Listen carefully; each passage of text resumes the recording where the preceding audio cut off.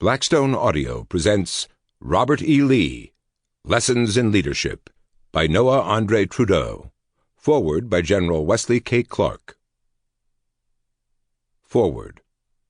General Robert E. Lee, noblest son of the South, destined from his first days at West Point for greatness, was the tragic hero of a lost war. For those of us a certain age and from parts of the United States, he is the first general we ever learned of, the most important general we ever discussed in school, and a leader we strove to emulate. To some, Lee's is a familiar story, glorified once again each February in schools and newspaper editorials across the South. To others, why a losing general and a lost cause should be so revered remains a bit of a mystery.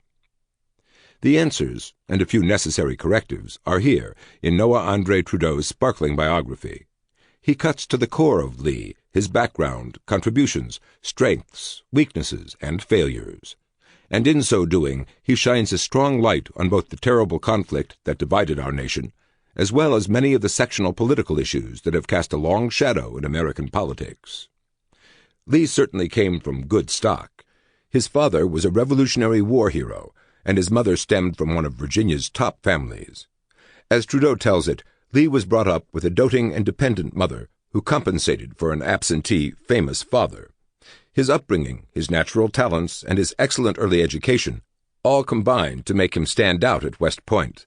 He graduated in the class of 1829 with high academic standing and the high esteem of his classmates. He was commissioned into the Corps of Engineers. Excellence at West Point is not necessarily an accurate indicator of future accomplishments, but in Lee's case, his achievements there, and especially his character and bearing, accurately foretold a brilliant career. As a young engineer, he was given independent responsibilities and leadership which might not have gone to an infantryman or artillerist. His eye for terrain and his natural disposition to bold action earned him a brilliant reputation as the young captain who opened the way for General Winfield Scott's successful campaign into the heart of Mexico. With his participation in the highest councils of war, Lee no doubt honed an interest and instinct for strategy that would make him a formidable opponent to a series of Union leaders. At the end of the Mexican War, a still youthful Lee went on to achieve all the successes a small army could bestow, the superintendency of the military academy at West Point, and the transfer to the command track with service as deputy commander of the U.S. 2nd Cavalry Regiment, and then command of the U.S. Army's 2nd Cavalry on the Texas frontier in the late 1850s. Somehow, Lee juggled all this military achievement with a vibrant family life. He courted and married Mary Custis, a descendant of George Washington's wife Martha, and a member of an even more... Sample complete. Ready to continue?